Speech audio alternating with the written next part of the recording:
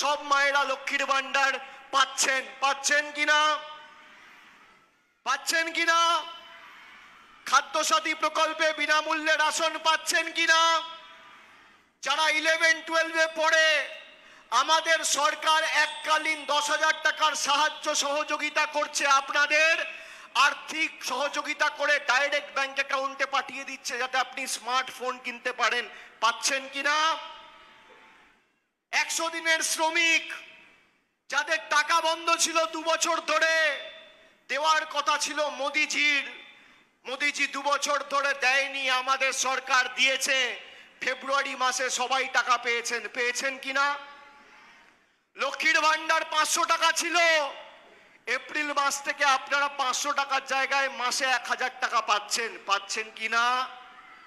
জলপাইগুড়িতে যখন বিধ্বংসী ঘূর্ণিঝড়ের কারণে এই পাশে ময়নাগুড়ি ব্লক, ময়নাগুড়ি 2 নম্বরের আন্ডারে বার্নিস জিপি প্রায় ক্ষত বিক্ষত, 2000-3000 বাড়ি প্রায় মাটিতে মিশিয়ে গেছে। রাত্রিবেলা কে ছুটে এলো? নরেন্দ্র মোদী না মমতা বন্দ্যোপাধ্যায়? মোদী না দিদি? তাহলে কার গ্যারেন্টি নেবেন? পাশে থাকা দিদি না দূরে থাকা মোদী? জোরে বলতে হবে। কার গ্যারেন্টি নেবেন? কার গ্যারেন্টি নেবেন? কার গ্যারেন্টি নেবেন? কি মায়েরা কার গ্যারেন্টি নেবেন? হাত তুলে বলুন, হাত তুলে বলুন। দিদি না মোদী? দিদি না মোদী? বিজেপিকে যারা ভোট দিয়েছিলেন 5 বছর আগে, বিশেষ করে যুব সমাজের প্রতিনিধিরা, আপনারা ভেবেছিলেন জাতীয়তাবাদ, ভারতের বিশ্ব দরবারে ভারত আরো সসম্মানে এগিয়ে যাচ্ছে, বিশ্ববন্দিত হচ্ছে। তাদের জন্য কয়েকটা তথ্য বলি। বিভিন্ন সূচকে ভারতের অবস্থান,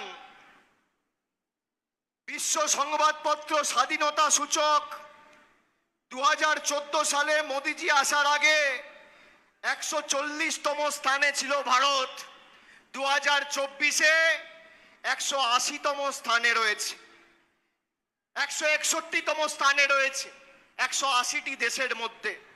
তারপরে বিশ্ব ক্ষুধা সূচক 2014 সালে 99তম স্থানে ছিল, আর 2023 সালে 111তম স্থানে রয়েছে। গ্লোবাল জেন্ডার গ্যাপ ইন্ডেক্স 2014 সালে ভারত ছিল 114তম, আর 2023 সালে 127তম।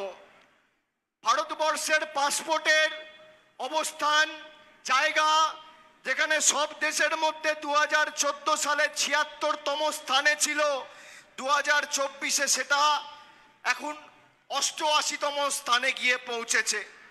দুর্নীতি অনুধাবন সূচক, সেখানে 2014 সালে 85তম স্থানে ছিল, আর 2023 সালে 93তম স্থানে পৌঁছেছে। গণতন্ত্র সূচক, ভারতবর্ষের গণতন্ত্র আজকে ভুলণ্ঠিত, 2014 সালে 27তম স্থানে ছিল, আর 2023 সালে 53তম স্থানে রয়েছে।